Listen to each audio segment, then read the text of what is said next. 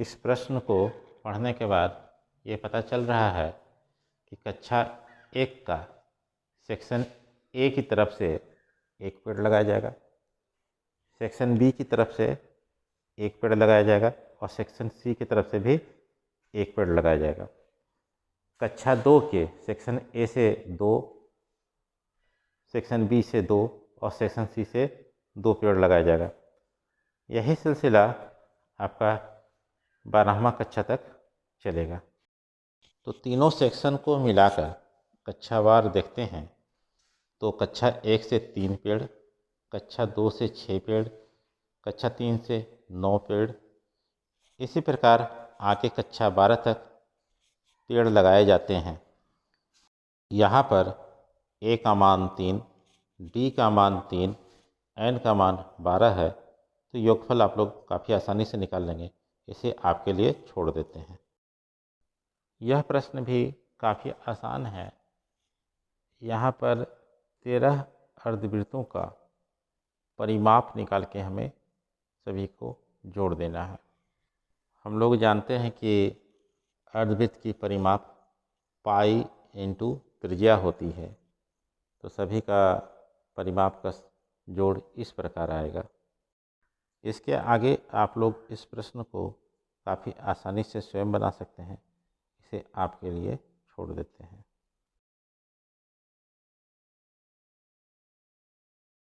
इस प्रश्न को देखने और पढ़ने के बाद यह पता चलता है कि कुल मिलाकर के 200 लट्ठे रखे हुए हैं और कितनी ढेरी है यह नहीं पता है।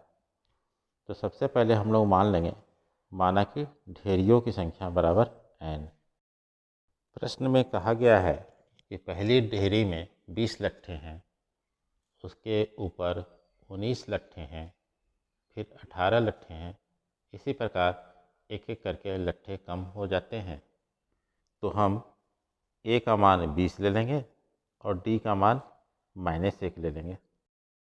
इन मानों को n पदों की योगफल वाले सूत्र में रखेंगे तो हमें एक द्विघात समीकरण प्राप्त हो जाता है, n² -41n + 400 बराबर 0। इसको आगे हम लोग गुणनखंड विधि से हल करके n के मानों को ज्ञात करेंगे। गुणनखंड विधि से हल करने पर हमें n के 2 मान प्राप्त हुए हैं, 16 और 25। यह समझने वाली बात है, जब 16 ढेरी में हमें योगफल 200 प्राप्त हो गए तो उसके आगे की ढेरी को अगर काउंट करते हैं, जोड़ते हैं, तो योगफल 200 से ज़्यादा हो जाएगा। इसलिए 16 ढेरी से आगे जाने का सवाल ही नहीं है। इस प्रकार n का मान 16 हो जाएगा, n का मान 25 नहीं होगा। इसलिए n का मान 16 को लेते हैं जबकि n का मान 25 को छोड़ देते हैं। अब इस प्रश्न के दूसरे प्रश्न की ओर बढ़ते हैं, जिसमें कहा गया है कि अंतिम ढेरी में कितने लट्ठे हैं इसे ज्ञात करना है। यहाँ पर ढेरियों की संख्या 16 है, तो अंतिम ढेरी 16वीं ढेरी होगी। इस प्रकार हमें 16वां पद का मान निकालना है। मान को रखते हैं तो 16वां पद का मान 5 प्राप्त होता है।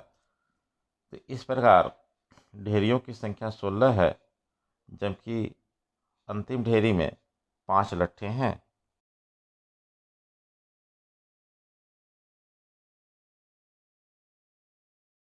इस प्रश्न में कहा गया है कि पहला आलू जो है बाल्टी से 5 मीटर की दूरी पर है।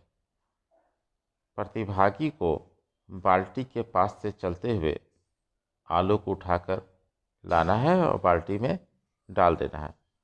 तो पहले आलू को उठाने के लिए उसके द्वारा तय की गई दूरी 10 मीटर होगी, 5 मीटर जाने में और 5 मीटर आने में। दूसरा आलू इसी सरल रेखा में 3 मीटर आगे है, यानी कि दूसरे आलू की बाल्टी से दूरी 5 मीटर + 3 मीटर बराबर 8 मीटर है।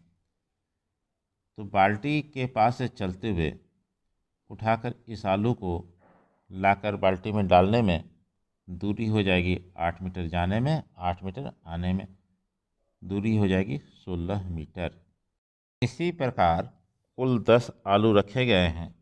हर एक आलू पिछले आलू से 3 मीटर अधिक दूरी पर है। तो आप समझ गए कि तीसरा आलू 8 मीटर प्लस 3 मीटर 11 मीटर की दूरी पर है। तो 11 मीटर जाने में और 11 मीटर आने में कुल 22 मीटर की दूरी तय करनी होगी तीसरे आलू को बाल्टी में डालने में।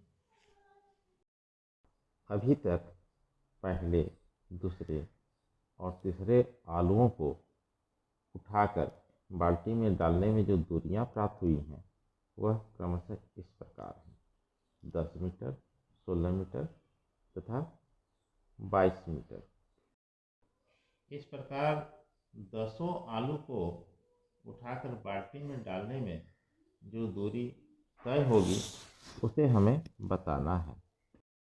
यहाँ पर बिल्कुल स्पष्ट है कि ए का मान 10 है, डी का मान 6 है, एन का मान 10 है और हमें 10 पदों का योगफल यानी कि H10 निकालना है।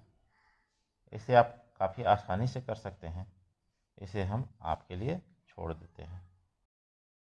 इसके साथ ही आपका यह अध्याय पूरा हो गया। कहीं कोई समस्या हो तो मुझसे अवश्य संपर्क करें।